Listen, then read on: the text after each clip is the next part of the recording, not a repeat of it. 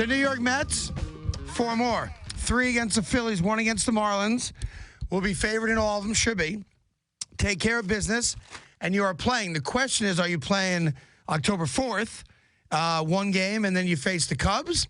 Or are you playing to get to October 4th to play the Cubs? I think it's highly unlikely. Well, I have to take that back. It's not true.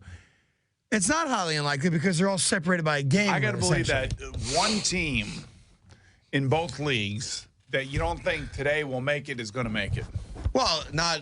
I mean, you have 1 of 3 teams in the National League. So, I mean, but like you may say, the Cardinals are not going to make it. They're not playing great at home and all this other. I don't know. Weird things happen, man. These last 4 or 5 games.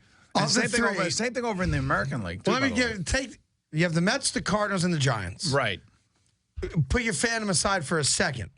You know who everyone's playing. You've been paying attention like I have to what's gone on here over the last 10 days. Bad losses, come from behind wins, all that crap. Right. Of the 3, and the Mets right now have the best spot because they're in the lead. Who are the 2 teams that you think are playing each other? It's probably the Mets and Giants is what I would think. You do think so? Yes. Based on what the Cardinals, which means they both kind of collapsed on the stretch. Which means that you're going to have to face Bumgarner. All right, but here's the deal. Oh. So the Cardinals have 75 losses, right? Yep.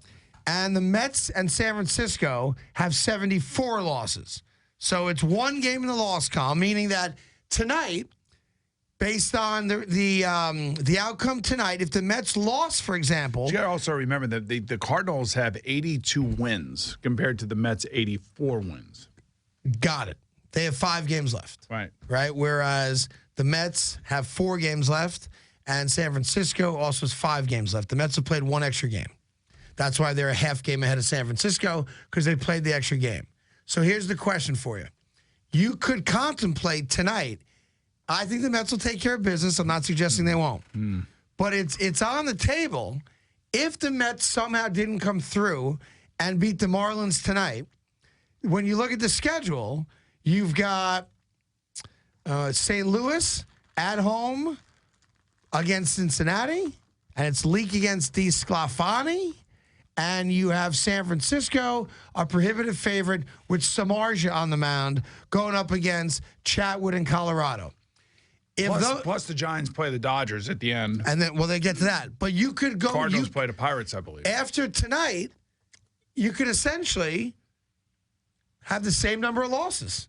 Right. Meaning you go into the last 3-game series, which then clearly benefits and favors the New York Mets after an off day on Thursday. The New York Mets sit there with the Philadelphia Phillies in Philly. And here's the rub on that. It'd be great to win the wild card and celebrate on Philadelphia turf.